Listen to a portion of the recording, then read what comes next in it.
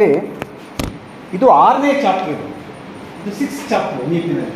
ಯಾವುದು ಇದು ಸಂಬಂಧಪಟ್ಟಂತಿರೋಂಥ 6ನೇ ಚಾಪ್ಟರ್ ಹೆಸರೇನು ಅಂತ ಹೇಳಿದ್ರೆ equitable and inclusive education. Equitable and inclusive education, learning for all. Equitable and inclusive education ಅಂದರೆ ಸಮಾನ ಮತ್ತು ಒಳಗೊಳ್ಳುವ ಶಿಕ್ಷಣ. ಎಜುಕೇಷನ್ ಫಾರ್ ಆಲ್, ಇದು ಬಹಳ ಇಂಪಾರ್ಟೆಂಟ್ ಆಗಿದೆ. ಎಲ್ಲರಿಗಾಗಿ ಶಿಕ್ಷಣ, ಸಮಾನ ಮತ್ತು ಸಮತೆ. ಈಕ್ವಿಟಿ ಅಂದರೆ ಸಮತೆ, ಈಕ್ವಾಲಿಟಿ ಅಂತ ಹೇಳಿದ್ರೆ ಸಮಾನತೆ. ಎರಡು ಈಕ್ವಾಲಿಟಿಯಲ್ಲಿ ನಾವು ಈಕ್ವಿಟಿಯನ್ನು ಸೇರಿಸ್ಕೊಳ್ತೀವಿ. ನಾವು ಕಾನ್ಸ್ಟಿಟ್ಯೂಷನ್ ಪ್ರಾವಿಷನಲ್ಲಿ ಆರ್ಟಿಕಲ್ 14ನಲ್ಲಿ ಏನು ಹೇಳುತ್ತೆ, all are equal before the eyes of law. Equality ಅಂತ ಹೇಳಿದಾಗ ಈಕ್ವಿಟಿಯನ್ನು ನಾವು ಸೇರಿಸ್ಕೊಳ್ತೀವಿ. ಅದಕ್ಕೆ ವ್ಯತ್ಯಾಸ ನಿಮಗೆ ಗೊತ್ತಿರಬೇಕು. ಸಮಾನತೆ ಮತ್ತು ಸಮತೆ ಏನು ವ್ಯತ್ಯಾಸ ಇರೋರು ಹೇಳ್ತೀರಾ? ಎಲ್ಲರಿಗೂ ಒಂದೇ ರೀತಿಯಲ್ಲಿ ಕೊಡೋದು ಸಮಾನತೆ. ಹಾಂ, ಅವ್ನು ಏನು ಬೇಕು ಅದನ್ನು ಕೊಡೋದು ಸಮತೆ. ಅದಕ್ಕೊಂದು ಸಣ್ಣ ಎಕ್ಸಾಂಪಲ್ ಕೊಟ್ಟು ಮುಂದಕ್ಕೆ ಹೋಗೋಣ. ನಿಮ್ಮ ಮನೆಯಲ್ಲಿ 5 ಜನ ಇದ್ದೀರಾ ಅನ್ಕೊಳ್ಳಿ, 4 ಜನ ಇದ್ದೀರಾ ಅನ್ಕೊಳ್ಳಿ. ಹಣ್ಣು ತಂದಿದ್ದೀರಾ, 4 ಹಣ್ಣು ಆಯಿತಾ? 4 ಹಣ್ಣು ತಂದಿದ್ದೀರ, 4 ಜನಕ್ಕೂ ನಾವು ಒಂದೊಂದು ಹಣ್ಣು ಕೊಡೋದೇನು?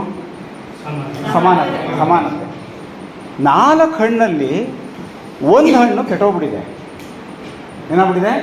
ಕೆಟ್ಟೋಗ್ಬಿಟ್ಟಿದೆ. ಆವಾಗಲೂ ನೀವು ಏನು ಮಾಡ್ತೀರ, ಒಬ್ಬೊಬ್ರಿಗೆ ಒಂದು ಹಣ್ಣು ಕೊಡ್ತೀವಿ. ಅದು ಸಮಾನತೆ ಆಗೋಯ್ತು ಅವಾಗ. ಆದರೆ ಯಾರೋ ಒಬ್ಬರಿಗೆ ಹಣ್ಣು ಸಿಕ್ಕಿದೆ, ಅರ್ಧ ಕೆಟ್ಟೋಗಿರೋದು ಸಿಕ್ಕಿದೆ, ಚೆನ್ನಾಗಿಲ್ಲ. ಆವಾಗ ಏನು ಮಾಡಬೇಕು? ಸಮತೆ ಅಂದರೆ ಎಲ್ಲ ಹಣ್ಣುಗಳನ್ನು ಚೆನ್ನಾಗಿರೋ ಭಾಗನ ತಗೊಂಡು ಈಕ್ವಲ್ಲಾಗಿ ಹಂಚಬೇಕು. ಅಂದರೆ ಸಮತೆ ಅನ್ನುವಂಥದ್ದು ಏನಿದೆ, ಟ್ರೀಟ್ಮೆಂಟ್ ಅದು. ಈಕ್ವಿಟಿ ಅನ್ನುವಂಥದ್ದು ನೀವು ಪರಿಗಣಿಸ್ತಕ್ಕಂಥದ್ದು. ಉದಾಹರಣೆಗೆ ಇಲ್ಲಿ ಎಲ್ಲರೂ ಇದ್ದೀರಾ, ಒಂದು ಕ್ಲಾಸ್ ರೂಮ್ ಅಂದ್ಕೊಳ್ಳಿ, ಒಂದು 5ನೇ ಕ್ಲಾಸೋ 8ನೇ ಕ್ಲಾಸೋ ಕ್ಲಾಸ್ ನಡೀತಾ ಇದೆ.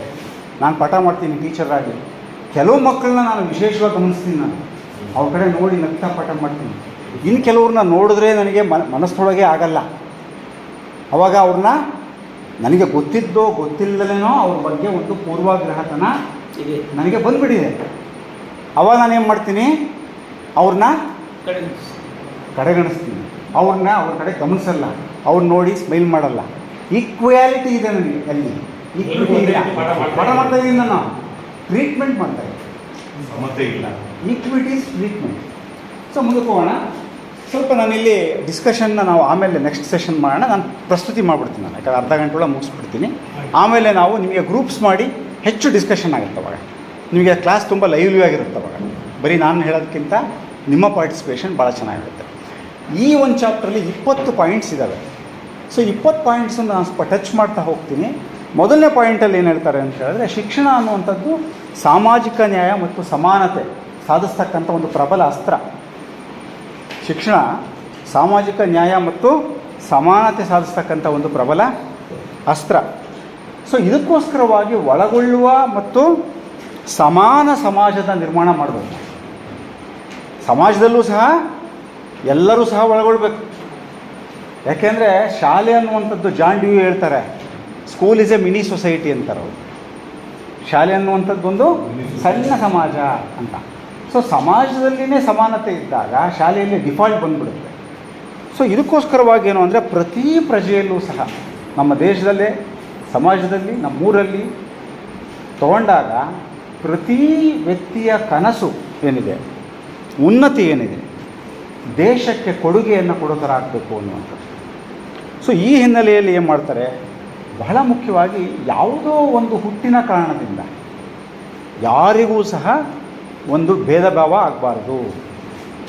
ಯಾವುದೋ ಒಂದು ಜಾತಿ ಅನ್ನೋ ಒಂದು ಕಾರಣಕ್ಕೋಸ್ಕರವಾಗಿ, ಅಥವಾ ಒಂದು ಇಂಥ ಹೆಣ್ಣುಮಕ್ಕಳು ಅನ್ನೋ ಕಾರಣಕ್ಕೋಸ್ಕರವಾಗಿ, ಅಥವಾ ಇಂಥ ಜಾತಿ, ಇಂಥ ಗುಡ್ಡಗಾಡು ಸರ್ ಹೇಳಿದ್ರು, ಈ ಹಿನ್ನೆಲೆಯಲ್ಲಿ ಮಕ್ಕಳಿಗೆ ಕಲಿಕೆಯಿಂದ ವಂಚಿತರಾಗಬಾರ್ದು. ಅವರ ಹುಟ್ಟಿನ ಕಾರಣದಿಂದ ಕಲಿಕೆಯಿಂದ ವಂಚಿತ ಆಗಬಾರ್ದು. ಯಾವುದೋ ಹಳ್ಳಿಯಲ್ಲಿ ಹುಟ್ಟಿದಾರೆ ಅವರು, ಅಲ್ಲಿ ಸ್ಕೂಲೇ ಇಲ್ಲ, ಕಲಿಕೆಯಿಂದ ವಂಚಿತರಾಗಬಾರ್ದು.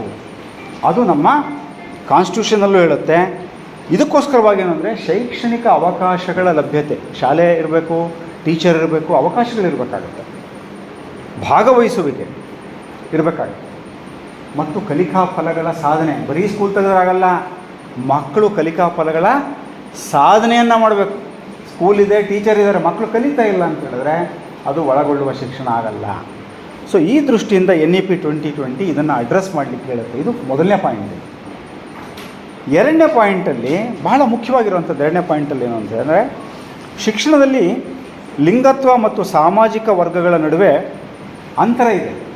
ಅಂದರೆ ಜೆಂಡರ್ ಮತ್ತು ಸೋಷಿಯಲ್ ಡಿಸ್ಪ್ಯಾರಿಟೀಸ್ ಇದೆ. ಸಮಾಜದಲ್ಲಿ ಬೇರೆ ಬೇರೆ ಬೇರೆ ಜಾತಿಗಳಲ್ಲಿ ಏನಾಗಿದೆ, ಒಂದು ಸ್ವಲ್ಪ ವೈವಿಧ್ಯತೆಗಳಿದ್ದಾವೆ, ವ್ಯತ್ಯಾಸಗಳಿದ್ದಾವೆ. ಮತ್ತು ಮಹಿಳೆಯರು, ಹೆಣ್ಣುಮಕ್ಕಳು ಅನ್ನೋ ಕಾರಣಕ್ಕೂ ಸಹ ಅಂತರ ಇದೆ. ಇದನ್ನು ಸರಿದೂಗಿಸಲಿಕ್ಕೆ ಸರ್ಕಾರಗಳು, ಎಲ್ಲ ಸರ್ಕಾರಗಳು ಪ್ರಯತ್ನನ ಮಾಡ್ತಾ ಇದ್ದಾವೆ. ಆದರೂ ಸಹ ಎಲ್ಲ ಪ್ರಯತ್ನ ಮಾಡಿದ್ರು ಸಹ ಪ್ರೈಮರಿ ಸ್ಕೂಲಿಂದ ಹೈಸ್ಕೂಲಿಗೆ ಬರೋ ಅಷ್ಟೊತ್ತಿಗೆ ಎಷ್ಟೋ ಮಕ್ಕಳು ಏನಾಗ್ತಾರೆ, ಡ್ರಾಪ್ಔಟ್ ಆಗ್ತಾರೆ. ಅವರು ಶಾಲೆಯನ್ನು ಬಿಡೋದ್ರಿಂದ ಮತ್ತೆ ಶಾಲೆ ಕಡೆಗೇ ಮುಖ ಹಾಕಲ್ಲ. ಈ ದೃಷ್ಟಿಯಿಂದ ನಮ್ಮ ಈ ಒಂದು ಒಳಗೊಳ್ಳುವ ಶಿಕ್ಷಣ ಇದೆ, ಎಲ್ಲರನ್ನೂ ಸೇರಿಸಿ ಶಿಕ್ಷಣ ಕೊಡುವಂಥದ್ದೇನಿದೆ, ಅದಕ್ಕೆ ಬಹಳ ಮುಖ್ಯವಾಗಿರುವಂಥದ್ದು. ಅದಕ್ಕೆ ಏನು ಹೇಳ್ತಾರೆ ಅಂತ ಹೇಳಿದ್ರೆ, SEDG ಅನ್ನುವಂಥ ಒಂದು ಕಾನ್ಸೆಪ್ಟನ್ನು ಅಥವಾ ಒಂದು ಟರ್ಮನ್ನು ಹೇಳ್ತಾರೆ. ಸೋಷಿಯೋ ಎಕನಾಮಿಕಲಿ ಡಿಸ್ಅಡ್ವಾಂಟೇಜ್ಡ್ ಗ್ರೂಪ್ಸ್ ಅನ್ನುವಂಥ, socio economically disadvantaged groups. Sir ಒಂದು ಸೆಕೆಂಡ್ ಸರ್, ಇಲ್ಲಿ ಕ್ವೆಶ್ಚನ್ ಮಾಡೋದು, ಹಾಂ, ನಮ್ಗೆ ಆ್ಯಕ್ಚುಲಿ 2020 NEP ನೆಕ್ಸ್ಟ್ ಇಯರಲ್ಲಿ ಎಲ್ಲ ಕಡೆಯಿಂದ ತರಬೇತಿ ಆಗಿದೆ ಸರ್. ಹಾಂ ಹಾಂ ನೀವೇನು ಹೇಳ್ತಿದ್ದೀರಾ, ಹಾಂ ಹಾಂ, ಸಂಪೂರ್ಣವಾದ ಮಾಹಿತಿ ನಮಗೆ ಅಲ್ಲಿ ಕೊಟ್ಟಿದ್ದಾರೆ. ಇರಲಿ ಪರವಾಗಿಲ್ಲ, ಬಂದು ಹಾಂ, ಅದು ಬೇಡ ಅಂತಾನ ಈ ಮಾಹಿತಿ ಚೆನ್ನಾಗಿದೆ. ಓಕೆ, ನಾವೇನಾದ್ವಿ ಅಂದರೆ ಮುಂದುವರೆದ ಭಾಗವಾಗಿ ಇಲ್ಲಿ ಕೆಲಸಗಳಲ್ಲಿ ತೊಡ್ಕೊಂಡು ಎಲ್ಲವನ್ನ ಸ್ವಲ್ಪ ಅದಕ್ಕೆ ತರಬೇತಿಗಳ ಉದ್ದೇಶನೇ ಅದು. ಅದೇ ನೋಡಿ, ಸೋಷಿಯೋ ಎಕನಾಮಿಕಲಿ ಡಿಸ್ಅಡ್ವಾಂಟೇಜ್, ಸಾಮಾಜಿಕವಾಗಿ ಮತ್ತು ಆರ್ಥಿಕವಾಗಿ ಅನಾನುಕೂಲಿತ ಗುಂಪುಗಳು. ಸೊ ಇದನ್ನು, ಈ ಒಂದು ವಿಷಯವನ್ನು ತರ್ತಾರೆ. ಇದರೊಳಗಡೆ ಏನು ಹೇಳ್ತಾರೆ ಅಂದರೆ, 5 ಗುಂಪುಗಳನ್ನು ಮಾಡಿದ್ದಾರೆ. ಭಾಳ ಮುಖ್ಯವಾಗಿ ನಿಮಗೆ 5 ಗ್ರೂಪ್ ಮಾಡಿಸ್ತೀನಿ ಇದಾದಮೇಲೆ ಸೆಕೆಂಡ್ ಸೆಷನ್ನಲ್ಲಿ. ಇದ್ರ ಬಗ್ಗೆ ಸ್ವಲ್ಪ ನೀವು ಸರಿಯಾಗಿ ಕೇಳಿಸ್ಕೊಳ್ರಿ, ಯಾವ್ಯಾವ 5 ಗುಂಪು ಅಂತ. ಒಬ್ಬೊಬ್ಬರಿಗೆ ಯಾವ ಗುಂಪು ಬರುತ್ತೋ ಗೊತ್ತಿಲ್ಲ. ಸೊ ಈ SEDGಯಲ್ಲಿ ಇದೇ ನಮ್ಮ ಒಳಗೊಳ್ಳುವ ಶಿಕ್ಷಣದಲ್ಲಿ ಈ 5 ಗುಂಪುಗಳು ನಮ್ಮ ಒಂದು ಮುಖ್ಯವಾಹಿನಿಯಿಂದ ಸ್ವಲ್ಪ ಹೊರಗಡೆ ಹೋಗ್ತಾ ಇದ್ದಾರೆ. ಅವರು ಅನೇಕ ರೀತಿಯಾಗಿರ್ತಕ್ಕಂಥ ಒಂದು ಸವಾಲುಗಳ ಕಾರಣದಿಂದ. ಯಾವ್ಯಾವ 5 ಗುಂಪುಗಳು ಅಂತ ಹೇಳಿದ್ರೆ, ಒಂದು ಜೆಂಡರ್ ಅನ್ನುವಂಥದ್ದು ಒಂದು. ಇದಕ್ಕೇನಾದ್ರೆ ಐಡೆಂಟಿಟೀಸ್ ಅಂತಾರೆ ಅವರು. ಜೆಂಡರ್ ಐಡೆಂಟಿಟೀಸ್ ಅಂದರೆ ಗುರುತುಗಳು ಅಂತ. ಲಿಂಗತ್ವ, ಹೆಣ್ಮಕ್ಕಳು, ಸೊ ಬಾಲಕಿಯರು. ಸೊ ಈ ಒಂದು ಬಾಲಕಿಯರು ಅನ್ನುವಂಥದ್ದೇನಿದೆ, ಐಡೆಂಟಿಟೀಸ್ ಅಂದರೆ, ಹೇಳಿ, ಈ ಐಡೆಂಟಿಟೀಸ್ ಏನಿದೆಯಲ್ಲ, ಇವು ಐಡೆಂಟಿಟೀಸ್ ಅಂತ ಯಾಕೆ ಹೇಳಿದ್ದಾರೆ ಅಂದರೆ, NEPದಲ್ಲಿ ಈ ಪದ ಬಳಸಿದ್ದಾರೆ ಅವರು, ಜೆಂಡರ್ ಐಡೆಂಟಿಟೀಸ್ ಅಂತ. ಅಸ್ಮಿತೆ ಅಂದರೆ ಮಹಿಳೆಯರು ಅಥವಾ ಬಾಲಕಿಯರ ಒಂದು ಅಸ್ಮಿತೆ, ಅವರದೇ ಆಗಿರ್ತಕ್ಕಂಥ ಒಂದು ವಿಶೇಷತೆಯ ಒಂದು ಸನ್ನಿವೇಶಗಳ ಕಾರಣದಿಂದ ಸಾಂಸ್ಕೃತಿಕವಾಗಿ, ಸಾಮಾಜಿಕವಾಗಿ ಅನೇಕ ಕಾರಣಗಳಿಂದ ಅವರು ಮೈನ್ ಸ್ಟ್ರೀಮಲ್ಲಿಲ್ಲ, ಅವರು ಮುಖ್ಯವಾಹಿನಿಯಲ್ಲಿ ಇಲ್ಲ ಅನ್ನುವಂಥದ್ದು. ಮೊದಲನೇದು ಜೆಂಡರ್ ಅನ್ನುವಂಥದ್ದು, ಲಿಂಗತ್ವ, ಗುರುತುಗಳು ಅಥವಾ ಅಸ್ಮಿತೆಗಳು ಅಂತ ಹೇಳ್ತಾರೆ.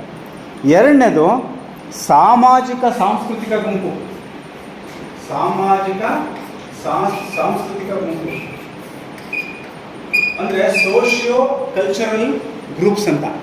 ಸೊ ಇಲ್ಲಿ ಸರ್ ಹೇಳಿದ್ರಲ್ಲ, ಸರ್ ನಿಮ್ಮ ಹೆಸರು ಬರ್ತಾಯಿದ್ದೀನಿ, ಕೃಷ್ಣಮೂರ್ತಿಗಳು ಹೇಳಿದ್ರು, SC, ST, OBC, ಮೈನಾರಿಟೀಸ್, ಈ 4 ಗುಂಪುಗಳು ಇದರೊಳಗಡೆ ಬರ್ತವೆ. ಸಾಮಾಜಿಕವಾಗಿ, ಸಾಂಸ್ಕೃತಿಕವಾಗಿ ಗುಂಪುಗಳು. ಮೂರನೇದು ಏನಿದೆ, ಭೌಗೋಳಿಕವಾಗಿರ್ತಕ್ಕಂಥ ಗುಂಪುಗಳು. ಭೌಗೋಳಿಕವಾದ ಗುಂಪುಗಳು ಅಂದರೆ ಜಿಯೋಗ್ರಾಫಿಕಲ್ ಐಡೆಂಟಿಟೀಸ್.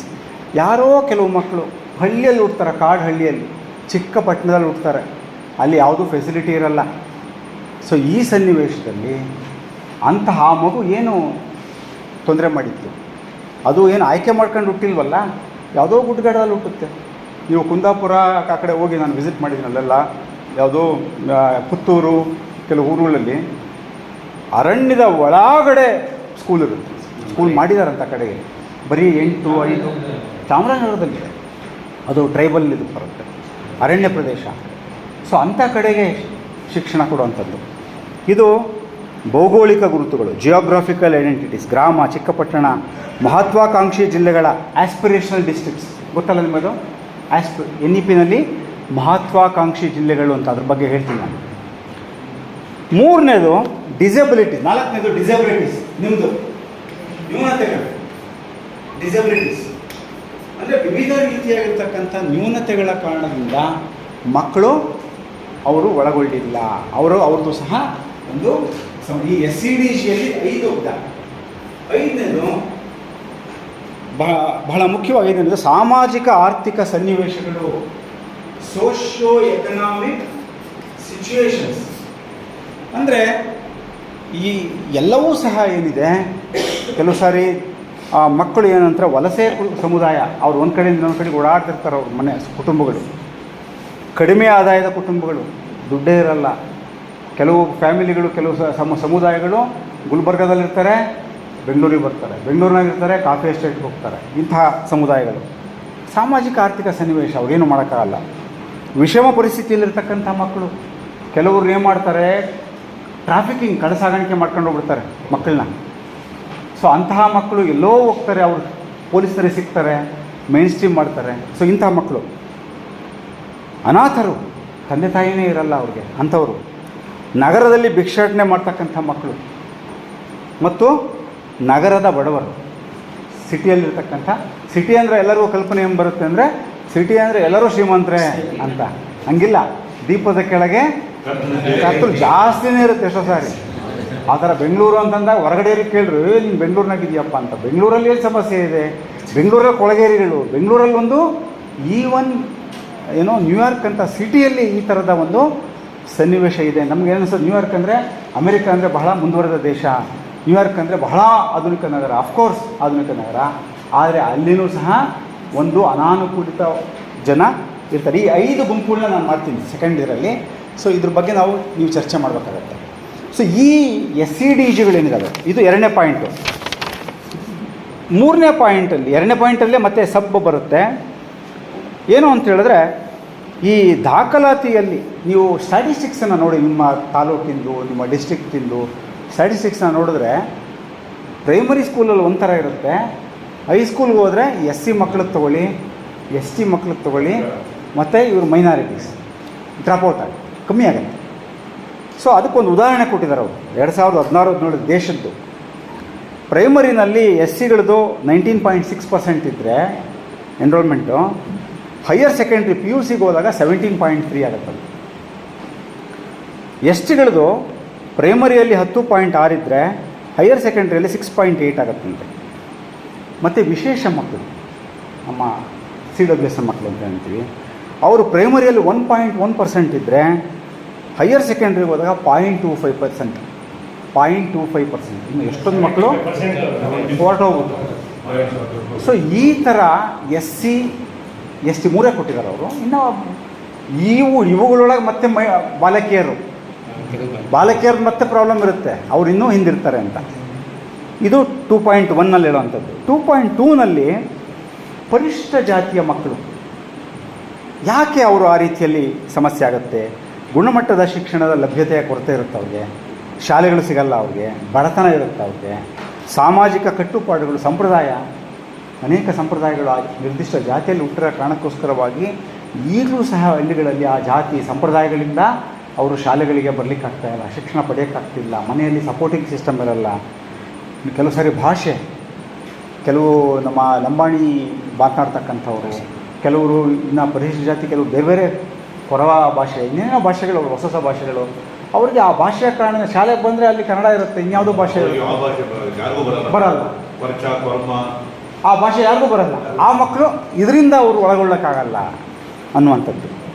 ಇನ್ನು ಒ ಬಿ ಸಿ ಅವರು ಚಾರಿತ್ರಿಕವಾಗಿ, ಸಾಮಾಜಿಕವಾಗಿ, ಶೈಕ್ಷಣಿಕವಾಗಿ ಹಿಂದುಳಿದಿದ್ದಾರೆ. ಅವರು ಚಾರಿತ್ರಿಕವಾಗಿ ನಾವು ನೋಡಿದ್ರು ಹಿಸ್ಟಾರಿಕಲಿ ಅವರೆಲ್ಲರೂ ಸಹ OBCಯಲ್ಲಿ ತುಂಬ ಕ್ಯಾಸ್ಟ್ ಬರುತ್ತೆ. ಸೊ ಅವರೆಲ್ಲರೂ ಸಹ ಆ ರೀತಿಯಲ್ಲಿ.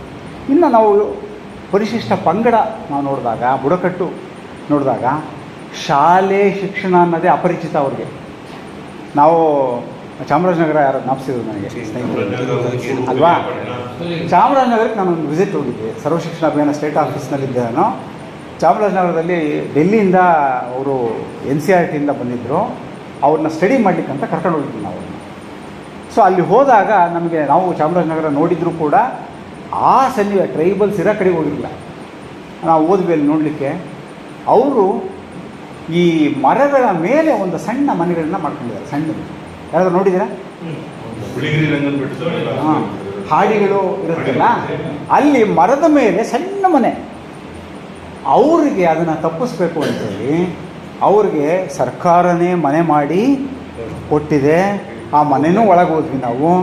ಅಲ್ಲಿರೋಂಥ ಸ್ಥಳೀಯ ಕಾರ್ಯಕರ್ತರು ಹೇಳಿದ್ದೇನು ಅಂದರೆ, ಅವ್ರು ಇರ್ತಾರೆ ಬೆಳಗ್ಗೆ, ರಾತ್ರಿ ಅವರಲ್ಲಿ ಹೋಗ್ಬಿಡ್ತಾರೆ. ಅವ್ರಿಗೆ ಅಂದರೆ ಅವರ ರಕ್ತದಲ್ಲಿರೋಂಥ ಅಂಶ ಅದು. ಪ್ರಾಣಿಗಳ ಜೊತೆ, ಸಸ್ಯಗಳ ಜೊತೆ, ಕಾಡಿನಲ್ಲಿ ಅವರು ಇರೋಂಥವರು. ನೀವು ನಾಗರಿಕ ಸಮಾಜಕ್ಕೆ ಅವ್ರು ಇದಾಗಲ್ಲ ಅಂಥವ್ರಿಗೆ ಶಿಕ್ಷಣ ಏನು ಅಂತ ಹೇಳಿದ್ರೆ, ಶಾಲೆ ಅನ್ನೋದು ಅಸಂಗತ, ಇರ್ರಿಲೆವೆಂಟ್. ಈ ಸ್ಕೂಲೇ ಬೇಡ ಅನಿಸುತ್ತೆ. ಯಾಕೆಂದರೆ ಈ ಸ್ಕೂಲಲ್ಲಿ ಹೇಳೋಂಥ ವಿಷಯಗಳು, ಅವರು ಹೊರಗಡೆ ಇರೋಂಥ ವಿಷಯಗಳು ಸಂಪೂರ್ಣ ಬೇರೆ ಬೇರೆ. ಹಾಂ, ಸೊ ಅವಾಗೇನಾಗುತ್ತೆ, ಅವ್ರು ಸ್ಕೂಲಿಗೆ ಬರ್ತಾರೆ, ಬಿಟ್ಟೇ ಬಿಡ್ತಾರೆ. ಹೊಂದಾಣಿಕೆ ಮಾಡೋಕ್ಕೆ ನಲಿಕಲಿ ಮಾಡ್ತಿರ್ತಾರಲ್ಲ ಸರ್, ಮಾಡ್ಬೋದು. ನಲಿಕಲಿ ನಿಮ್ಮದು ಚಟುವಟಿಕೆ ಅದು. ಆದರೆ ನಲಿಕಲಿ ಇಡೀ ರಾಜ್ಯಕ್ಕೆ ಒಂದೇ ಥರ ಇದೆ. ಚಾಮರಾಜನಗರದ ಮಕ್ಕಳಿಗೆ ಏನಾದರೂ ಬೇರೆ ಇದೆಯೋ? ಇಲ್ಲ ಅಲ್ವಾ? ನಾವು ಹೇಳ್ತಿರೋದೇನು ಅಂದರೆ, ಅವರು ಮರ ಹತ್ಬಿಟ್ಟು ಜೇನು ತೆಗಿತಾರೆ, ಅಲ್ಲಿ ಹೋಗಿ ನೂರಾರು ಸಾವಿರಾರು ಮರಗಳನ್ನ ಗಿಡಗಳನ್ನ ಗುರುತಿಸ್ತಾರೆ. ಅವ್ರಿಗಿರೋಂತಹ ಶಿಕ್ಷಣ ಜ್ಞಾನ ನಮಗಿದೆಯಾ? ನಮಗಿಲ್ಲ. ನಾವೇನು ಮಾಡ್ತೀವಿ ಆ ಮಕ್ಕಳಿಗೆ, ಇವನು ದಡ್ಡ, ಇವನು ನಮ್ಮ ಪ್ರಕಾರ ನಾಗರಿಕ ಸಮಾಜದ ಪ್ರಕಾರ. ಆದರೆ ಒಬ್ಬ ಸೋಷಿಯಲ್ ಸೈಂಟಿಸ್ಟ್ ಆದರೆ, ನಾವು ಶಿಕ್ಷಕರು, ನಾವೊಬ್ಬ ಸಾಮಾಜಿಕ ವಿಜ್ಞಾನಿ ನಾವಾದರೆ, ಅವನೊಳಗಿರುವಂತಹ ಸಂಪನ್ಮೂಲನ ನಾವು ಒಪ್ಕೊಂತೀವಿ. ನಾವು ಏನೋ, ಅಯ್ಯಪ್ಪ ಇವನು ಎಷ್ಟು ಬುದ್ಧಿವಂತ ಇದ್ದಾನಪ್ಪ, ಇವನಿಗೆ ಏನೋ ಅಕ್ಷರ ಬರದೇ ಇರ್ಬೋದು, ಇನ್ನೇನೋ ಬರದೇ ಇರ್ಬೋದು, ನಮಗೆ ಬೇಕಾಗಿರೋ ಥರದ್ದು. ಸೊ ಆದರೆ ಇವನಿಗಿರೋಂಥ ಒಂದು ಸಂಪತ್ತು ಏನಿದೆ ಅದಿಲ್ಲ ಅಂತ. ಸೊ ಆದ್ದರಿಂದ ಶಾಲಾ ಶಿಕ್ಷಣ ಅಸಂಗತ ಆಗುತ್ತೆ, ಅವ್ರ ಜೀವನಕ್ಕೆ ಹೊಸದಾಗುತ್ತೆ. ಸಾಂಸ್ಕೃತಿಕವಾಗಿ, ಶೈಕ್ಷಣಿಕವಾಗಿ ಅವ್ರಿಗೆ ಇದು ಇರಿಲೆವೆಂಟ್ ಅನಿಸೋದ್ರಿಂದ ಅದನ್ನು ಯಾವ ರೀತಿ ಜೋಡಿಸ್ಬೇಕು ಅನ್ನುವಂಥದ್ದು ಸವಾಲು ಅನ್ನುವಂಥದ್ದು. ಇನ್ನು ಅಲ್ಪಸಂಖ್ಯಾತರಿಗೆ ಹೋದರೆ, ಅವರ ಒಂದು ಪಾರ್ಟಿಸಿಪೇಷನ್ ಏನಿದೆ ಶಾಲೆಯಲ್ಲಿ ಕಮ್ಮಿ ಇದೆ, ಉನ್ನತ ಶಿಕ್ಷಣದಲ್ಲಿ ಕಮ್ಮಿ ಇದೆ. ಅವರು ಹೈಯರ್ ಎಜುಕೇಷನ್ಗೆ ಹೋದರೆ ಅವ್ರದ್ದು ಪಾರ್ಟಿಸಿಪೇಷನ್ನು ಕಮ್ಮಿ ಇದೆ. ಪ್ರೈಮರಿ ಸ್ಕೂಲಲ್ಲಿ ಇರ್ತಾರೆ. ಒಂದು ಡಿಸ್ಕಷನ್ಗೆ ನಾನು ಡೇಟಾನ ಅಬ್ಸರ್ವ್ ಮಾಡ್ತಾಯಿದ್ದೆ ನಾನು, ಮುಸ್ಲಿಂ ಮಕ್ಕಳ ಬಗ್ಗೆ. ಅಲ್ಪಸಂಖ್ಯಾತರು ಅಂದಾಗ ನಿಮಗೆ ಅಲ್ಪಸಂಖ್ಯಾತರು ಅಂದಾಗ ಎರಡು ಥರ ಅಲ್ಪಸಂಖ್ಯಾತರು ಬರುತ್ತೆ. ಒಂದು ನಿಮಿಷ ಕೇಳಿಸ್ಕೊಳ್ಳಿ, ಒಂದು ನಿಮಿಷ ಸರ್ ಒಂದು ನಿಮಿಷ ಕೇಳಿಸ್ಕೊಳ್ಳಿ. 2 types of minority communities according to Constitution. One is religious minorities, another one is linguistic minorities. ಧಾರ್ಮಿಕ ಅಲ್ಪಸಂಖ್ಯಾತರು, ಭಾಷಾ ಅಲ್ಪಸಂಖ್ಯಾತರು. ಧಾರ್ಮಿಕ ಅಲ್ಪಸಂಖ್ಯಾತರು ಯಾರು ಅಂತ ಹೇಳಿದ್ರೆ, ಈಗ ಏನು ಹಿಂದೂ ಸಮಾಜ ಜಾಸ್ತಿ ಇರೋಂಥ ಸನ್ನಿವೇಶದಲ್ಲಿ ಉಳಿದವರೆಲ್ಲ ಜೈನರು, ಪಾರ್ಸಿಗಳು, ಮುಸ್ಲಿಮರು, ಕ್ರಿಶ್ಚಿಯನ್ರು, ಇವರೆಲ್ಲ ಅವರೇನಾಗ್ತಾರೆ ಧಾರ್ಮಿಕ ಅಲ್ಪಸಂಖ್ಯಾತರು. ಕರ್ನಾಟಕದಲ್ಲಿ ತಮಿಳಿಯನ್ಸ್ ಬಂದಿದ್ದಾರೆ ಅಂತ ಇಟ್ಕೊಳ್ಳಿ. ಇಲ್ಲಿ ಯಾರಾದ್ರು ಇದ್ದೀರಾ ತಮಿಳ್ನವರು, ತೆಲುಗಿನವರು? ಇಲ್ಲ. ಸೊ ಅವರು ಲಿಂಗ್ವಿಸ್ಟಿಕ್ ಮೈನಾರಿಟೀಸ್, ಅಲ್ಲಿಂದ ಬಂದಿದ್ದಾರೆ. ಅವರು ಭಾಷಾ ಅಲ್ಪಸಂಖ್ಯಾತರು. ಹಾಂ, ಸೊ ಇವರು, ನೀವು ಎಸ್ಪೆಷಲಿ ಮುಸ್ಲಿಮ್ಸನ್ನ ನಾನು ಅಬ್ಸರ್ವ್ ಮಾಡ್ತಾ ಇದ್ದೆ. ಹೈಯರ್ ಪ್ರೈಮರಿಗೆ ಬರ್ತಿದ್ದಾಗೇ ಬಾಲಕರ ಸಂಖ್ಯೆ ಕಮ್ಮಿ ಆಗುತ್ತೆ, ಹೆಣ್ಮಕ್ಳ ಸಂಖ್ಯೆ ಜಾಸ್ತಿ ಇದೆ. ಅವರು ಅವರು ಬೇರೆ ಬೇರೆ ಮೆಕ್ಯಾನಿಕ್ ಕೆಲಸ, ಬೇರೆ ಬೇರೆ ಕೆಲಸಕ್ಕೆ ಹೊರಟೋಗ್ಬಿಡ್ತಾರೆ ಎಷ್ಟೋ ಜನ. ಈಗ ಸ್ವಲ್ಪ ಕಮ್ಮಿ ಆಗ್ತಾ ಇದೆ, ಆದರೂ ಸಹ ಇದೆ. ಹೈಸ್ಕೂಲಲ್ಲಿ ಇನ್ನೂ ಕಮ್ಮಿ, ಕಾಲೇಜಲ್ಲಿ ಇನ್ನೂ ಇಲ್ಲ. ಹೌದು ಹೌದು ಅವರೇ, ಹೌದೌದು.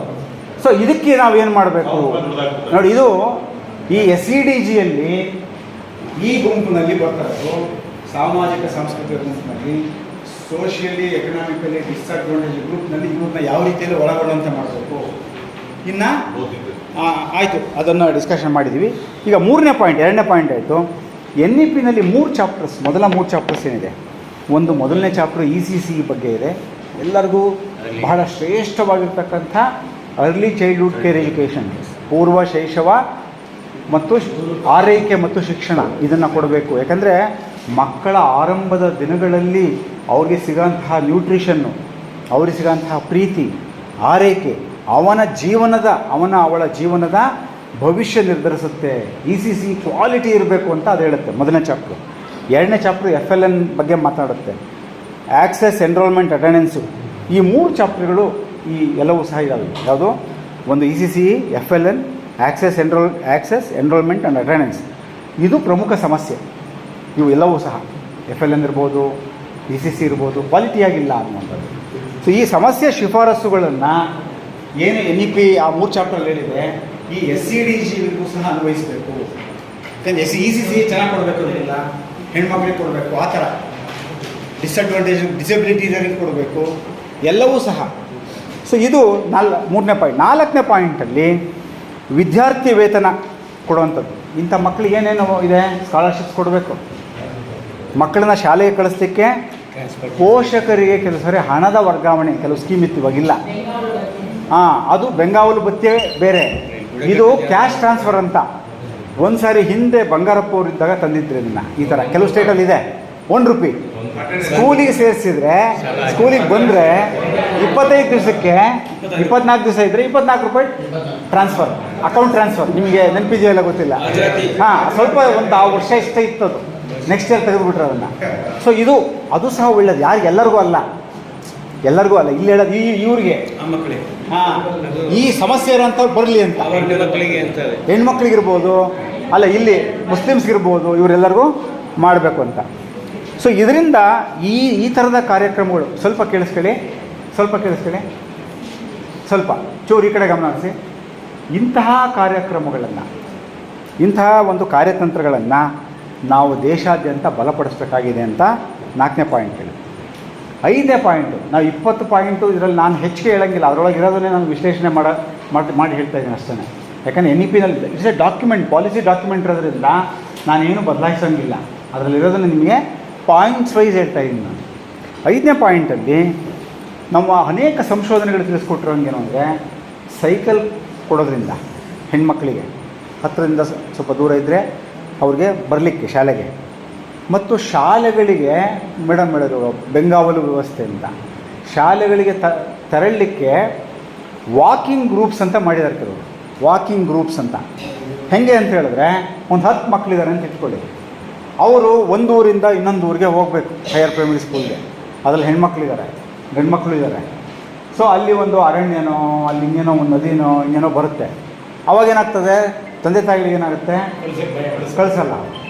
ಬೆಂಗಾವಲು ವಾಕಿಂಗ್ ಗ್ರೂಪ್ಸ್ ಅಂತ, ಅಂದರೆ ವಾಕಿಂಗ್ ಗ್ರೂಪ್ಸ್ ಮಾಡೋದ್ರಿಂದ ಅವರು ಸುರಕ್ಷಿತ, ಒಬ್ಬರೋ ಇಬ್ಬರೋ ದೊಡ್ಡವ್ರನ್ನ ಜವಾಬ್ದಾರಿ ಕೊಟ್ಬಿಟ್ಟು ಬೆಂಗಾವಲು ಥರ ಅವ್ರು ಕರ್ಕೊಂಡೋಗಿ ಅವ್ರನ್ನ ಸ್ಕೂಲಿಗೆ ಬಿಡೋದು, ಸಾಯಂಕಾಲ ಕರ್ಕೊಂಡು ನಡ್ಕೊಂಡೇ ಇರ್ಬೋದು, ಸೈಕಲಲ್ಲಿ ಹೋದ್ರೂ ಸಹ ಭಯ ಅಲ್ವಾ. ಸೊ ಇದನ್ನು ಮಾಡೋದ್ರಿಂದ ಪೋಷಕರಿಗೆ ಒಂದು ಧೈರ್ಯ ಬರುತ್ತೆ, ಅವರ ಪಾರ್ಟಿಸಿಪೇಷನ್ನು ಜಾಸ್ತಿ ಆಗುತ್ತೆ ಅನ್ನುವಂಥದ್ದು. ಸೊ ಇದ್ರ ಜೊತೆಗೆ ಶಿಕ್ಷಕರನ್ನು ಕೊಡುವಂಥದ್ದು ಮತ್ತು ಪಿಯರ್ ಟ್ಯೂಟರಿಂಗ್. ಶಿಕ್ಷಕರು ಬರೀ ಒಬ್ಬರಿನ್ನೊಬ್ಬರಿಗೆ ಮಕ್ಕಳನ್ನೇ ಟ್ರೈನಿಂಗನ್ನು, ಟೀಚಿಂಗನ್ನು, ಅದಕ್ಕೆ ಪಿಯರ್ ಟ್ಯೂಟರಿಂಗ್ ಅಂತಾರೆ. ಓಪನ್ ಸ್ಕೂಲಿಂಗ್ ಅಂದರೆ ಕೆಲವರಿಗೆ ಶಾಲೆಗೇ ಬರೋಕ್ಕಾಗಲ್ಲ, ಅವ್ರಿಗೆ NIOS ಅಂತ ಇದೆ, ಕೇಳಿದಿರಾ? National Institute of Open Schooling ಅಂತ. ಅಂದರೆ ಮನೆ ಒಳಗಿದ್ದರೂ ಕೂಡ ಅವರು ಅದಕ್ಕೆ ಎನ್ರೋಲ್ ಆಗಿ ವಿಶೇಷ ತರಗತಿಗಳಿಗೆ ಅಷ್ಟೇ ಹೋಗಿ ಅವರು ಪರೀಕ್ಷೆ ಬರೆದು ಅವರು 10th ಪಾಸ್ ಆಗ್ಬೋದು, PUCನೂ ಪಾಸ್ ಆಗ್ಬೋದು. 7ನೇ ಕ್ಲಾಸ್ಗೂ ಈಕ್ವಲ್ ಆದ ಒಂದು ಎಕ್ಸಾಮಿನೇಷನ್ಸ್ ಇದೆ. 5ನೇ ಕ್ಲಾಸ್ಗೆ ಎಕ್ಸಾಮಿನೇಷನ್ ಇದೆ, 7ನೇ ಕ್ಲಾಸ್ಗೆ. ನಿಮಗೆ ಆಶ್ಚರ್ಯ ಆಗ್ಬೋದು, ಭಾಳಷ್ಟು ಜನಕ್ಕೆ ಈ ವಿಷಯ ಗೊತ್ತಿಲ್ಲ. 10th ಮತ್ತು PUC NIOS ಪಾಸ್ ಆಗಿರೋರಿಗೆ ಇಂಜಿನಿಯರಿಂಗಲ್ಲಿ ಅಡ್ಮಿಷನ್ಗೆ ಅವಕಾಶ ಇದೆ. ಭಾಳ ಜನ ಗೊತ್ತೇ ಇಲ್ಲ. ನಾನು ಮೆಡಿಕಲ್ಗೆ ಅದನ್ನೇ ಹೇಳ್ತಿರೋದು, ಇಂಜಿನಿಯರಿಂಗು ಮೆಡಿಕಲ್ಗೆ ಭಾಳ ಜನ ಗೊತ್ತಿಲ್ಲ ಅದು. ಒಬ್ಬರು, ನಾನು ವಿಧಾನಸೌಧದಲ್ಲಿದ್ದಾಗ ಮಿನಿಸ್ಟರ್ ಹತ್ರ ಇದ್ದಾಗ ಒಬ್ಬರು ತಾಯಿ ಬಂತು, ಫಸ್ಟ್ PUC ಫೇಲ್ ಆಗ್ಬಿಟ್ಟಿದೆ. ಅದನ್ನು ಆರ್ಟಿಕಲ್ಲು ನಾನು ಬರೆದೆ, ಅದನ್ನು ಪ್ರಜಾವಾಣಿಯಲ್ಲಿ. ಫಸ್ಟ್ PUC ಅವ್ರಿಗೆ ಫೇಲ್ ಆಗ್ಬಿಟ್ಟಿದೆ. ಅವರು ಬೆಂಗಳೂರಲ್ಲಿ ಕಾಲೇಜುಗಳಿಂದ ಅಷ್ಟು ಸುಲಭವಾಗಿ ಅವರು ಅಟೆಂಡೆನ್ಸ್ ಕಮ್ಮಿಯಿಂದ ಫೇಲ್ ಆಗಿದೆ. ಅವ್ರಿಗೆ ತುಂಬ ಜಾಣೆ, ಆದರೆ ಅವರು ಅಟೆಂಡೆನ್ಸ್ ಕೊಟ್ಟು ಪಾಸ್ ಮಾಡೋಕ್ಕೆ ರೆಡಿ ಇಲ್ಲ. ನೀವು ಹೇಳಿ, ನಾವು ಹೇಳಲ್ಲ ಮಿನಿಸ್ಟರ್ ಆಫೀಸಿಂದ, ಯಾಕಂದರೆ ಅವ್ರ ಕಾಲೇಜಿನಲ್ಲಿ ಇದು ತಪ್ಪು ನಿಂಗೆ ಹೇಳೋಕ್ಕಾಗತ್ತೆ. ಆವಾಗ ಏನು ಅಂದರೆ ಏನು ಮಾಡೋದು, 1 ವರ್ಷ ವೇಸ್ಟ್ ಆಗ್ಬಿಡುತ್ತೆ ಅಂತ. ಆಮೇಲೆ ನಾನು ಹೇಳಿದೆ NIOSಗೆ ನೇರವಾಗಿ ಸೆಕೆಂಡ್ PUCಗೆ, ಅವಾಗ ಏಜ್ ಆಗಿರುತ್ತೆ 18 ವರ್ಷ ಅವ್ರಿಗೆ, ನೆಕ್ಸ್ಟ್ ಇಯರ್ಗೆ ಸೇರ್ಬೋದು ಅಂದಾಗ ಅವರು ಏನು ಮಾಡೋದು ಗೊತ್ತಾಗಲಿಲ್ಲ. ಅವ್ರಿಗೆಲ್ಲ ಡೀಟೇಲ್ಸ್ ಕೊಟ್ಟು ನಾವು ಕಳಿಸಿದ್ವಿ. ವಿಜಯವಾಣಿನಲ್ಲಿ ಇದ್ರ ಬಗ್ಗೆ ನಾನೊಂದು ಆರ್ಟಿಕಲ್ ಬರೆದಿದ್ದೆ NIOS ಬಗ್ಗೆ. ತುಂಬ ಜನ ಅದನ್ನು ಏನೋ ಈ ಮಾಹಿತಿನೇ ಗೊತ್ತಿರಲಿಲ್ಲ ಅಂಥೇಳಿ. ಯಾಕಂದ್ರೆ ತುಂಬ ಜನಕ್ಕೆ ಎಲ್ಲ ಅನುಕೂಲಗಳಿದೆ, ಮಾಹಿತಿ ಎಷ್ಟೋ ಜನಕ್ಕೆ ಗೊತ್ತಿರಲ್ಲ. ಓಪನ್ ಸ್ಕೂಲಿಂಗ್ ಮತ್ತು ಮೂಲಭೂತ ಸೌಕರ್ಯಗಳನ್ನ ಕೊಡುವಂಥದ್ದು ಹೆಚ್ಚಿಗೆ, ಮತ್ತು ತಂತ್ರಜ್ಞಾನದ ಟೆಕ್ನಾಲಜಿಕಲ್ ಇಂಟರ್ವೆನ್ಷನ್ಸನ್ನು ಮಾಡುವಂಥದ್ದು. ಸೊ ಇದರಿಂದ ಎಷ್ಟೋ ಜನ ನಮ್ಮ ದಿವ್ಯಾಂಗರು, ಡಿಸೇಬಲ್ಸ್ ಅಂತ ನಾವೇನಂತೀವಿ, ಅವ್ರಿಗೆ ಅನುಕೂಲ ಆಗುತ್ತೆ. ಯಾಕಂದರೆ ಅವ್ರಿಗೆ ಬ್ಲೈಂಡ್, ವಿಜುವಲಿ ಚಾಲೆಂಜೆಡ್ ಇರ್ತಾರಲ್ಲ, ಅವ್ರಿಗೆ ಸಾಫ್ಟ್ವೇರನ್ನು ಉಪಯೋಗಿಸ್ಕೊಂಡು ಅವರು ಕಲಿಯಲಿಕ್ಕೆ ಅವಕಾಶ ಇದೆ ಅವರು, ಅಲ್ವಾ? ನಿಮಗೆ ಗೊತ್ತಿದೆ ಅದ್ರ ಬಗ್ಗೆ. ಸೊ ಇದು ಬಹಳ ಮುಖ್ಯವಾಗಿರುವಂಥದ್ದು. ಮತ್ತು ಗುಣಮಟ್ಟದ ECC ಕೊಡುವಂಥದ್ದು, ಇವೆಲ್ಲವೂ ಸಹ ಭಾಳ ಮುಖ್ಯವಾಗಿರುವಂಥದ್ದು. ಎಷ್ಟೋ ಸರಿ ಎಲ್ಲ ಕೊಟ್ಟರು ಸಮಾಲೋಚಕರು ಬೇಕಾಗ್ತಾರೆ, ಕೌನ್ಸಿಲರ್ಸ್. ಅದು ನಮ್ಮಲ್ಲಿ ಆ ವ್ಯವಸ್ಥೆ ಇಲ್ಲ. ಕೆಲವರು ಏನಂದ್ರೆ ಕಳಿಸೋದೇ ಇಲ್ಲ ಅಂತಾರೆ ಶಾಲೆಗೆ, ಕಳಿಸಿದ್ರೂ ಬೇಡ ಮತ್ತೆ ಅವ್ರನ್ನ ವಾಪಸ್ ಕರ್ಕೊಂತೀವಿ ನಾವು ಅಂತಾರೆ. ಅವಾಗೇನಂದರೆ ಸಮಾಲೋಚಕರು ಹೋಗಿ ಅವ್ರ ತಲೆ ಒಳಗೆ ಏನೋ ಒಂದು ಕೂತ್ಬಿಟ್ಟಿರುತ್ತೆ ಪೇರೆಂಟ್ಸ್ಗೆ, ಆ ಮಗು ತಲೆ ಒಳಗೆ ಏನೋ ಇರುತ್ತೆ. ಸೊ ಅಂಥವ್ರ ಜೊತೆಗೆ ಸಮಾಲೋಚನೆ ಮಾಡಬೇಕಾಗುತ್ತೆ. ಸೊ ಆ ಸಮಾಲೋಚಕರು ಬೇಕಾಗುತ್ತೆ. ಮತ್ತು ಸಾಮಾಜಿಕ ಕಾರ್ಯಕರ್ತರು ನಾವು ಟ್ರೈನಿಂಗ್ ಕೊಟ್ಟು ಸಾಮಾಜಿಕ ಕಾರ್ಯಕರ್ತರು ಸಹ ನಾವು ಇನ್ವಾಲ್ವ್ ಮಾಡ್ಕೋಬೇಕಾಗತ್ತೆ. ಸೊ ಅವರು ಏನು ಅಂತ ಹೇಳಿದ್ರೆ, ಈ ತರಬೇತಿ ಹೊಂದಿದ ಸಮಾಲೋಚಕರು ಮತ್ತು ಸಾಮಾಜಿಕ ಕಾರ್ಯಕರ್ತರು ಅವ್ರು ಏನು ಮಾಡಬೇಕು ಅಂದರೆ, ಸ್ಟೂಡೆಂಟ್ಸ್ ಜೊತೆ ಕೆಲಸ ಮಾಡಬೇಕು, ಶಿಕ್ಷಕರ ಜೊತೆಗೆ, ಪೋಷಕರ ಜೊತೆಗೆ, ಶಾಲೆಗಳ ಜೊತೆ ಕೆಲಸ ಮಾಡಬೇಕು. ನಮ್ಮಲ್ಲಿ ಇದಿಲ್ಲ. ಯಾವುದು ಈ ಸಾಮಾಜಿಕ ಕಾರ್ಯಕರ್ತರು ನಮ್ಮಲ್ಲಿ ಇಲ್ಲ. ಯಾಕಂದರೆ ಈ ಥರ ಏನೋ ಅವ್ರು ಬರ್ತಿಲ್ಲ ಸ್ಕೂಲಿಗೆ ಅಂತ ಹೇಳಿದ್ರೆ, ಅಥವಾ ಬಂದ್ರೂ ಸರಿಯಾಗಿ ಕಲಿತಿಲ್ಲ ಅಂತ ಹೇಳಿದ್ರೆ, ಶಿಕ್ಷಕರಿಗೆ ಸಪೋರ್ಟ್ ಮಾಡೋ ಥರ ಈ ಸಾಮಾಜಿಕ ಕಾರ್ಯಕರ್ತರು, ಸಮಾಲೋಚಕರು ಬೇಕಾಗ್ತಾರೆ. ಇದರಿಂದ ಹಾಜರಾತಿ ಮತ್ತು ಕಲಿಕಾ ಫಲಗಳಲ್ಲಿ ಉತ್ತಮ ಆಗುತ್ತೆ. ನಗರ ಪ್ರದೇಶದ ಬಡ ಕುಟುಂಬಗಳ ಮಕ್ಕಳಿಗೂ ಸಹ ಇದನ್ನು ವಿಸ್ತರಿಸಬೇಕಾಗುತ್ತೆ ಅನ್ನುವಂಥದ್ದು. ಸೊ ಇದರಲ್ಲಿ 6th ಪಾಯಿಂಟಲ್ಲಿ ನೋಡಿ, ದತ್ತಾಂಶದ ಪ್ರಕಾರ ಯೂಡೈಸ್ ಡಾಟಾ ಇವನ್ನೆಲ್ಲ ನೀವು ಗಮನಿಸಿದರೆ, ಕೆಲವು ಕಡೆಗೆ ಕೆಲವು SEDGಗಳು, SEDG ಅಂದರೆ ಇವೆ ಸೋಷಿಯಲಿ ಎಕನಾಮಿಕಲಿ ಡಿಸ್ಅಡ್ವಾಂಟೇಜ್ ಗ್ರೂಪ್ಸ್ ಹೇಳೋದನ್ನ, ಕೆಲವು ಪ್ರದೇಶಗಳಲ್ಲಿ ಯಾವುದೋ ಒಂದು ಹಳ್ಳಿನೋ, ಒಂದು ತಾಲೂಕು, ಒಂದು ಜಿಲ್ಲೆನೋ ಅಲ್ಲಿ ಜನಸಂಖ್ಯೆ ಜಾಸ್ತಿ ಇರ್ತವೆ. ಅಂತಹ ಕಡೆಗೆ SEZ ಮಾಡಿ ಅದನ್ನು. SEZ ಅಂದ್ರೇನು? ಸ್ಪೆಷಲ್ ಎಜುಕೇಷನ್ ಝೋನ್ ಅಂತ. ಆ್ಯಕ್ಚುಲಿ SEZ ಅಂದರೆ ಕೈಗಾರಿಕೆಯಲ್ಲಿ ಸ್ಪೆಷಲ್ ಎಕನಾಮಿಕ್ ಝೋನ್. NEPನಲ್ಲಿ SEZ ಅಂದರೆ ಸ್ಪೆಷಲ್ ಎಜುಕೇಷನ್ ಝೋನ್. ಎಲ್ಲಿ ಅಂದರೆ ಎಲ್ಲಿ SEDGಗಳು, ಸೋಷಿಯಲಿ ಎಕನಾಮಿಕಲಿ ಡಿಸ್ಅಡ್ವಾಂಟೇಜ್ ಗ್ರೂಪ್ಸ್ ಇರ್ತವೆ, ಅವ್ರಿಗೆ ಅಲ್ಲಿ SEZನ್ನು ಮಾಡಿ ಅಲ್ಲಿ ವಿಶೇಷ ಸೌಲಭ್ಯಗಳನ್ನು ಕೊಡಿ. ಇನ್ನು ಏನೇನು ಇದೆಯೋ ಎಲ್ಲ ಅನೇಕ ವಿಶೇಷ ಕಾರ್ಯಕ್ರಮಗಳನ್ನು, ಕಾರ್ಯನೀತಿನ ಕೊಡಿ, ಪಾಲಿಸಿ ಕೊಡಿ, ಅವ್ರಿಗೆ ಹೆಚ್ಚು ಹೆಚ್ಚು ಅನುದಾನ ಕೊಡಿ ಅಂಥೇಳಿ ಅಲ್ಲಿ ಹೇಳಲಾಗುತ್ತೆ. ಸೊ ಜೊತೆಗೆ ಎಲ್ಲ SEDGಯಲ್ಲೂ ಸಹ ಆಲ್ಮೋಸ್ಟ್ 50% ಬಾಲಕಿಯರಿದ್ದಾರೋ ಅಲ್ವಾ? SC ಅಂದರೆ ಅದರಲ್ಲಿ 50% ಬಾಲಕಿಯರಿರ್ತಾರೆ, ST ಅಂದರೆ ಇರ್ತಾರೆ, ದಿವ್ಯಾಂಗರು ಅಂದರೆ ಅದರಲ್ಲೂ ಇರ್ತಾರೆ. ಅಪ್ರಾಕ್ಸಿಮೇಟ್ಲಿ 50 ಅಂದಾಗ 50 ಸ್ವಲ್ಪ ವ್ಯತ್ಯಾಸ ಇರ್ಬೋದು. ಸೊ ಬಾಲಕಿಯರ ಶಿಕ್ಷಣಕ್ಕೆ, ಜೆಂಡರ್ ಎಜುಕೇಷನ್ಗೆ ನಾವು ಒತ್ತನ್ನು ಕೊಡಬೇಕಾಗತ್ತೆ. ಎಷ್ಟೋ ಹೆಣ್ಮಕ್ಳು, ಮೊನ್ನೆ ನಾನು ತುಮಕೂರಿಂದ ಒಂದು ಸುದ್ದಿ ನೋಡ್ತಾ ಇದ್ದೆ, ನಾನು ಸೋಷಿಯಲ್ ಮೀಡಿಯಾದಲ್ಲೂ ಶೇರ್ ಮಾಡಿದೆ. ಕಸ್ತೂರ್ಬಾ ಗಾಂಧಿ ಬಾಲಿಕಾ ವಿದ್ಯಾಲಯ ಶಾಲೆ ಮಾಡಿದ್ದಾರೆ ತುಮಕೂರಲ್ಲಿ, ಒಂದು ಹಳ್ಳಿನಲ್ಲಿ ಮಾಡಿ 7-8 ವರ್ಷ ಆಗಿದೆ. ಅಲ್ಲಿ ಅದನ್ನು ಅಡ್ಮಿಷನ್ ಅಲ್ಲ, ಅಲ್ಲಿ ಶಿಫ್ಟ್ ಆಗಿಲ್ಲ ಅವರು.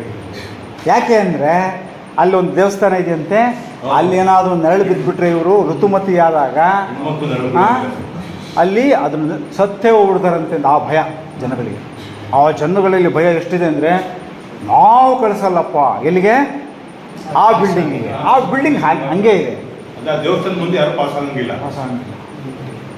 ಈಗಲೂ ಸಹ ಕೆಲವು ನಿರ್ದಿಷ್ಟ ಸಮುದಾಯದ ಒಂದು ಹೆಣ್ಮಕ್ಳು ಋತುಮತಿಯರಾದರೆ ಒಂದು ಯಾವುದೋ ಒಂದು ಹಳ್ಳಿನಲ್ಲಿ ಒಂದು ಗುಡಿಸಲು ಮಾಡಿ, ಆ ಗುಡಿಸಲಲ್ಲಿ ಅವ್ರನ್ನ 3 ದಿವಸ ಇಟ್ಟಿರ್ತಾರೆ. ಊರಿಂದ ಆಚೆ ಒಂದು ಗುಡಿಸಲು ಮಾಡಿ ಅನೇಕ ಕಡೆ ಇದೆ. ಸೊ ನೋಡಿ, ಇದು ನಾನು ಈಗಲಿಂದ ಹೇಳ್ತಿದ್ದೀನಿ. ಹಾಂ, ನಾನು ಹೇಳಿಲ್ಲ ಅದನ್ನು ಅಷ್ಟೇ.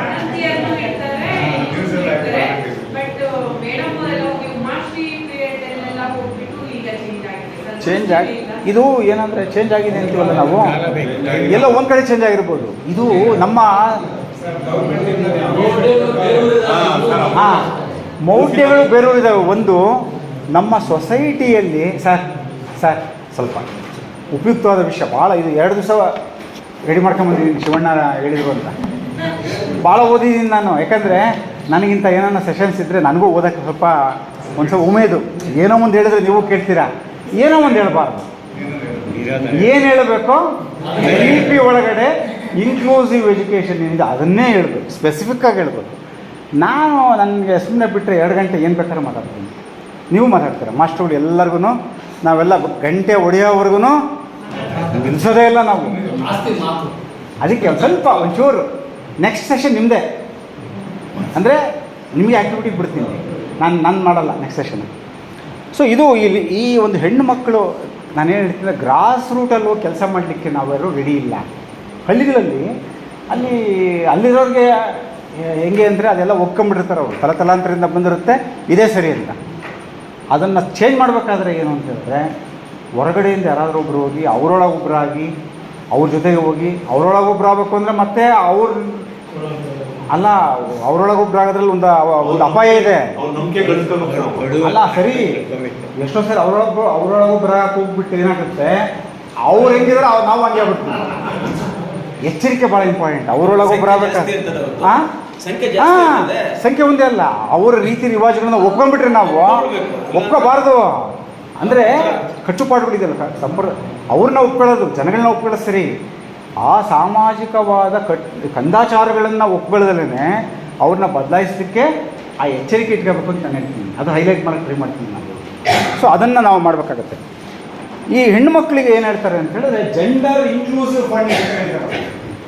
ಜೆಂಡರ್ ಇನ್ಕ್ಲೂಸಿವ್ ಫಂಡ್ ಅಂತ ಅಂದರೆ ಹೆಣ್ಣು ಮಕ್ಕಳ ಒಳಗೊಳ್ಳುವಿಕೆಯ ಒಂದು ಅನುದಾನ. ಇವೆಲ್ಲ NEP-ನಲ್ಲಿ ಹೇಳಿದಂಥದ್ದು ಎಲ್ಲಾದರೂ ಬಂದಿದೆಯಾ ಯಾರಿಗಾದ್ರೂ? ಎಲ್ಲಾದರೂ ರೆಡಿ ಪಾಲಿಸಿ ಇಸ್ ಡಿಫ್ರೆಂಟ್. ನಮ್ಮ ಪ್ರೋಗ್ರಾಮ್ ಆಗಬೇಕಾಗಿತ್ತು, ಅದು ಆಗಿದೆಯೋ ಏನೋ ಗೊತ್ತಿಲ್ಲ ನನಗೆ, ಯಾಕಂದರೆ ನನಗೆ ನಮ್ಮ ಸ್ಟೇಟಲ್ಲಿ ಇಂಪ್ಲಿಮೆಂಟ್ ಆಗಿಲ್ಲ. ನಮ್ಮ ಸ್ಟೇಟಲ್ಲಿ ಆಗಿದೆಯೋ ಬೇರೆ ಕಡೆನೂ ಅದೆಲ್ಲ ಇದು ಯಾಕಂದ್ರೆ ನಾವು ಈ ಬೇರೆ ಕೆಲಸಗಳಲ್ಲಿ ಅಲ್ಲ ಸರಿ. ಬಟ್ ನನ್ನ ಪ್ರಶ್ನೆ ಏನು ಅಂತ ಹೇಳಿ ಇದನ್ನೆಲ್ಲ ನಿಮ್ಗೆ ಯಾಕೆ ನಂಬಿಸ್ತೀನಿ ಅಂದರೆ, ಈಗ 6 ವರ್ಷ ಆಯ್ತು ಇವಾಗ. ಸರ್ ಒಂದೇ ಹೇಳ್ಬಿಡಿ ಸರ್, ಕರ್ನಾಟಕದಲ್ಲಿ ಕಾಂಗ್ರೆಸ್ ಸರ್ಕಾರ ಮಾತಾಡ್ತೀನಿ. ಕಾಂಗ್ರೆಸ್ ಸರ್ಕಾರ ಬಂದ್ಮೇಲೆ ನಾವು NEP ಬಗ್ಗೆ ಸ್ವಲ್ಪ ಒಲವು ನಮ್ಗೆ ಅಷ್ಟಾಗಿ ಗೊತ್ತಿಲ್ಲ. ಇರಲಿ, ಅದಲ್ಲ ನಾನು ಈಗ ಗೊತ್ತಾ, ಈವನ್ ಅದರ್ವೈಸ್ ಆಲ್ಸೋ ಅಂದರೆ ಈ ಸರ್ಕಾರಗಳನ್ನ ಹೊರತುಪಡಿಸಿನೂ ನೋಡಿದ್ರು ನೀವು ಈ ಪಾಲಿಸಿ ಲೆವೆಲ್ಗೆ 1986 ಪಾಲಿಸಿಯಲ್ಲಿರೋಂಥದ್ದು ಎಷ್ಟೋ ಆಗಿಲ್ಲ. ಅದರ ಅರ್ಥ ನಾನು ಏನು ಹೇಳ್ತೀನಿ ಅಂದರೆ, ಪಾಲಿಸಿ ಡಾಕ್ಯುಮೆಂಟಲ್ಲಿರೋಂತಹ ನಾವು ಇಂಡಿಯನ್ಸ್ ಏನು ಅಂತ ಹೇಳಿದ್ರೆ, we are all very good thinkers, we are all very great minds, we prepare good documents. ಇಷ್ಟಿರದಪ್ಪ ಏನೋ ಒಂದು ವರದಿ ಮಾಡಿ ಒಂದು 4-5 ಜನ ಸೇರಿಸಿ ಇಷ್ಟಪ್ಪ ಡಾಕ್ಯುಮೆಂಟ್ ಮಾಡ್ಬಿಡ್ತೀವಿ ನಾವು. ಆದರೆ ಅದನ್ನು ಆ ಅನುಪಾಲನೆ ಏನಿದೆಯಲ್ಲ ಅಲ್ಲಿ ಸ್ವಲ್ಪ ಹಿಂಜರಿತೀವಿ ನಾವು.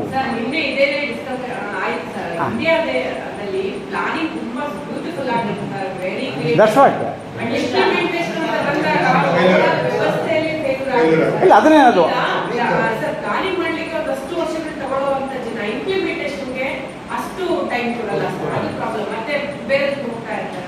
not only time, it is not the matter of time, it is the question of willpower, ichhashakti, it is the question of determination, it is the question of conscience. ನಮ್ಮ ಒಂದು ಪ್ರಜ್ಞೆ, ನಮ್ಮ ಒಂದು ಸಾಮಾಜಿಕ ಪ್ರಜ್ಞೆ, ನಮ್ಮೊಳಗಿರುವಂತಹ ತುಡಿತ ಬದಲಾಯಿಸಬೇಕು. ನನ್ನ ದೇಶ ಇದು, ನಾನು ಕಟ್ತೀನಿ, ನಾನು ಇದನ್ನು ಸರಿ ಮಾಡ್ತೀನಿ ಅನ್ನೋಂಥದ್ದನ್ನು ಈ ಜಪಾನ್ನವ್ರಿಗೆ ಬಂತು. ಹಿರೋಶಿಮಾ ನಾಗಸಾಕಿ ಮೇಲೆ ಅಮೆರಿಕದವರು ಬಾಂಬ್ ಹಾಕಿದ ಮೇಲೆ ಸೆಕೆಂಡ್ ವರ್ಲ್ಡ್ ವಾರಲ್ಲಿ ಇಡೀ ಜಪಾನ್ ಹೇಗೆ ಎದ್ದು ನಿಂತು ಅಂತ ಹೇಳಿದ್ರೆ, ಅವರು ದೇಶನ ಕಟ್ಟಿದ್ರು, ಅವರು ಸೋಮಾರಿತನ ಇಲ್ಲ ಅವ್ರಿಗೆ. ಸೊ ನಮ್ಮೊಳಗೆ ಏನಾಗಿದೆ ಅಂದರೆ, ಕಂಪೇರ್ ಮಾಡೋಕ್ಕಾಗದೇ ಹೋದ್ರೂ ನಮ್ಮೊಳಗೆ ಈ ಥರದ ಒಂದು ಏನಿದೆಯಲ್ಲ ತುಡಿತ, ಇಚ್ಛಾಶಕ್ತಿ ಪ್ರಬಲವಾಗಿ ಅದನ್ನು ಒಂದು ನಿರ್ಧಾರ ತಗೊಂಡು ಕಾಯಕ ನಿಷ್ಠೆಯಿಂದ ಅದನ್ನು ನಾವು ಮಾಡೋಂಥದ್ದು ಎಲ್ಲ ಬೇರೆ ಲೆವೆಲ್ಗಳಿದ್ದಾವೆ ಅದರೊಳಗಡೆ. ನ್ಯಾಷನಲ್ ಲೆವೆಲ್ ಆ್ಯಂಡ್ ಬೇರೆ ಬೇರೆ ಲೆವೆಲ್ಗಳಲ್ಲೂ ಆ ಸಮಸ್ಯೆಗಳನ್ನ ನಾವು ಟಿಲ್ ನಮ್ಮವರೆಗೂ ಸೇರಿಸಿ.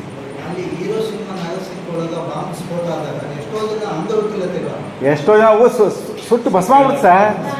ಅಲ್ಲ, ನೀವು ಈಗಲೂ ಸರಿಯಾಗಿ ಏನು ಕೊಡ್ತಾ ಇಲ್ಲ. ಹೌದು. ಹಾಂ ನೋಡಿ, ಜೆಂಡರ್ ಇನ್ಕ್ಲೂಸಿವ್ ಫಂಡನ್ನು ಮಾಡಬೇಕು ಅಂತ ಹೇಳಿದ್ದಾರೆ. ಇದರೊಳಗಡೆ ಏನು ಅಂದರೆ ಅವ್ರಿಗೆ ಹೆಣ್ಮಕ್ಳಿಗೆ ಉತ್ತಮ ಶೌಚಾಲಯಗಳನ್ನು ಕೊಡಬೇಕು, ಸ್ವಚ್ಛತೆ ಇರಬೇಕು. ನೋಡಿ, ಶೌಚಾಲಯ ಇಲ್ಲ ಅನ್ನೋ ಕಾರಣಕ್ಕೇ ಎಷ್ಟೋ ಹೆಣ್ಮಕ್ಳು ಬರಲ್ಲ.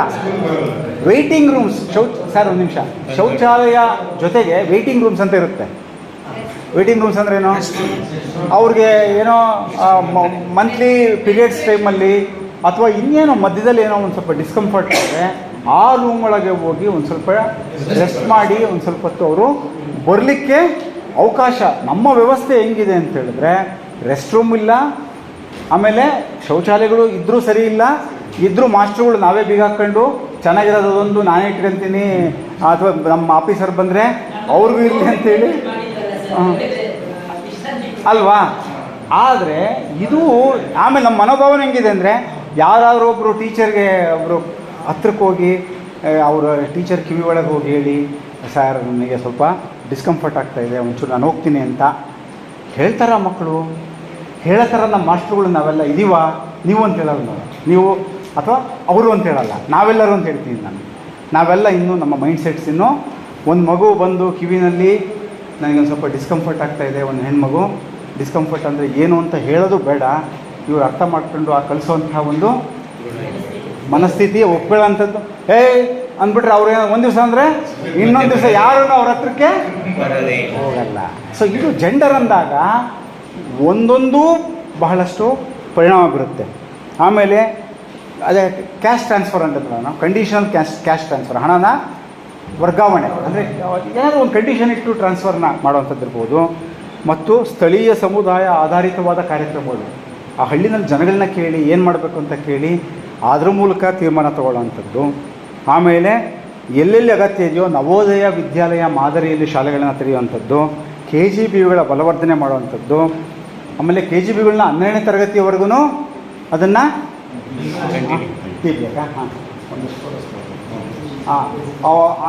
ಏನು 12ನೇ ತರಗತಿಯವರೆಗೂ ಅದನ್ನು ಕಂಟಿನ್ಯೂ ಮಾಡುವಂಥದ್ದು. ಹೆಚ್ಚುವರಿ ನವೋದಯ ಶಾಲೆಗಳನ್ನು ತೆರೆಯುವಂಥದ್ದು. ಆಮೇಲೆ SEZ ಅಲ್ಲಿ ಆಸ್ಪಿರೇಷನಲ್ ಡಿಸ್ಟ್ರಿಕ್ಟಲ್ಲಿ, ಆಸ್ಪಿರೇಷನಲ್ ಡಿಸ್ಟ್ರಿಕ್ಟ್ ಅಂದರೆ ಇದೆ SEZ ಇದೆಯಲ್ಲ, ಎಲ್ಲೆಲ್ಲಿ ಹೆಚ್ಚು ಈ ಸಾಮಾಜಿಕ ಆರ್ಥಿಕವಾಗಿ ಅನಾನುಕೂಲಿತ ಗುಂಪುಗಳಿದ್ದಾವೆ ಅಲ್ಲೆಲ್ಲ ಈ ಆಸ್ಪಿರೇಷನ್ ಡಿಸ್ಟ್ರಿಕ್ಟ್ ಅಂತ, ನಮ್ಮಲ್ಲೇನೋ ಬೀದರ್ ಏನೋ ಇರಬೇಕು ನಮ್ಮ ಸ್ಟೇಟಲ್ಲಿ. ಸೊ ಅಂತಹ ಜಿಲ್ಲೆಗಳಿಗೆ ವಿಶೇಷ ಫಂಡ್ ಕೊಡ್ತಾರೆ. ಯಾವುದು ನಮ್ಮ ಇದರಲ್ಲಿ ಸೆಂಟ್ರಲ್ ಇದರಲ್ಲಿ ಸಮಗ್ರ ಶಿಕ್ಷಣದಲ್ಲಿ.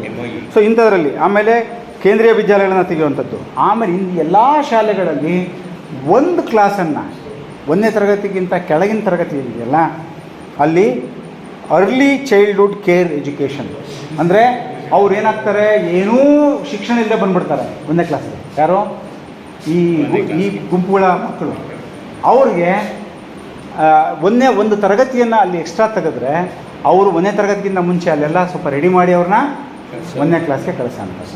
ಸಿದ್ಧತೆ ಅದು NEP-ನಲ್ಲಿ ವಿಶೇಷವಾಗಿ ಹೇಳಿದ್ದಾರೆ, ಬಾಲವಾಟಿಕ ಮಾಡಿದ್ದಾರೆ. ಅದು ಬಲಯುತವಾಗಬೇಕು. ಹಾಂ ಆಗಿದೆ, ಅದು ಮಾಡಿದಾರಲ್ಲ, ಇದು ಇಂಥ ಕಡೆ ಜಾಸ್ತಿ ಆಗಬೇಕಂತ. ನಿಮ್ಮ ತಾಲೂಕಿನಲ್ಲಿ SC ಪಾಪ್ಯುಲೇಷನ್ ಜಾಸ್ತಿಯಾಗಿ ಡ್ರಾಪ್ಔಟ್ಸ್ ಎಲ್ಲಿ ಜಾಸ್ತಿ ಇದೆ ಅಂಥ ಕಡೆಗೆ ಮಾಡಬೇಕು ಅಂತ ಇಲ್ಲಿ ಹೆಣ್ಮಕ್ಳಲ್ಲಿ ಡ್ರಾಪ್ಔಟ್ ಇದೆ. ನಾವು ಏನಂದರೆ ಸುಮ್ಮನೆ ಜನರೆಲ್ಲ ಮಾಡೋಂಗಿಲ್ಲ. ನಮ್ಮ ಡಿಸಿಷನ್ ಮೇಕಿಂಗ್ ಎಲ್ಲ ಏನು ಅಂದರೆ ಅದಕ್ಕೆ ಒಂದು ಮಾತಾಡ್ತಾರೆ, ಡಾಟಾ ಡ್ರಿವನ್ ಡಿಸಿಷನ್ ಮೇಕಿಂಗ್. ಏನಂತಾರೆ? Data driven DDD. ಸುಮ್ಮನೆ ಏನೋ ಕೊಡೋದಲ್ಲ, ದತ್ತಾಂಶ ಆಧಾರಿತವಾದ ಒಂದು ನಿರ್ಧಾರಗಳನ್ನು ತೆಗೆದುಕೊಳ್ಳೋದು. ಸೊ ಇಷ್ಟು ಇವಾಗ 9 ಪಾಯಿಂಟ್ ಆಗಿದೆ. ಇನ್ನು 11 ಪಾಯಿಂಟ್ನ ಬ್ರೇಕ್ ಆದಮೇಲೆ ನಾವು ಕಂಟಿನ್ಯೂ ಮಾಡಿ, ಟೀ ಬ್ರೇಕ್ ಆದಮೇಲೆ ಕಂಟಿನ್ಯೂ ಮಾಡಿ.